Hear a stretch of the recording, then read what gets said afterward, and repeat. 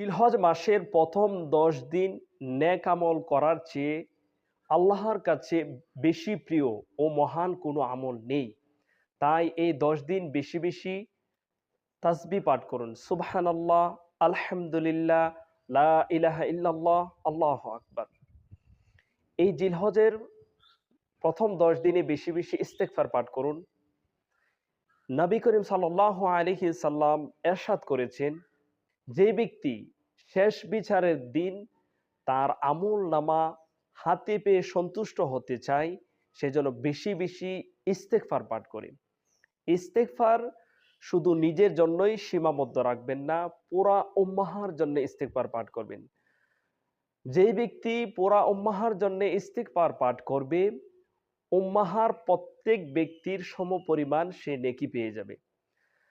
স্বয়ং নবী করিম সাল্লাল্লাহু আলাইহি সাল্লাম আমাদেরকে শিক্ষা দিয়ে গিয়েছেন কিভাবে পুরা উম্মাহর জন্য ইস্তেগফার পাঠ করব। আল্লাহুম্মা গফিরলিল মুসলিমিনা ওয়াল মুসলিমাতি ওয়াল মুমিনিনা ওয়াল মুমিনাতিল আহইয়াই মিনহুম ওয়াল আমওয়াত। এর অর্থ হচ্ছে আল্লাহুম্মা গফিরলিল মুসলিমিনা ওয়াল মুসলিমাত। হে আল্লাহ, মুসলিম নারী এবং পুরুষদেরকে মাফ করে দিন, মুমিন নারী এবং মুমিন পুরুষদেরকে মাফ করে দিন, জীবিত মৃত সকলকে। আল্লাহর কাছে সর্বশ্রেষ্ঠ দিন হচ্ছেন আরাফাতের দিন, আর সর্বশ্রেষ্ঠ দোয়া হচ্ছেন আরাফাতের দোয়া। তাহলে আরাফাতের দোয়াটা কি?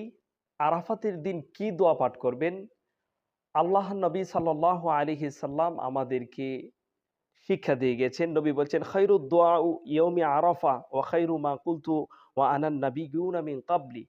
সর্বশ্রেষ্ঠ দোয়া হচ্ছেন আরাফাতের দিনের দোয়া, যা আমি এবং আমার পূর্ববর্তী সকল নবী রাসূলগণ বলে গিয়েছেন। তো আরাফাতের দিন কোন দোয়াটি পড়বেন?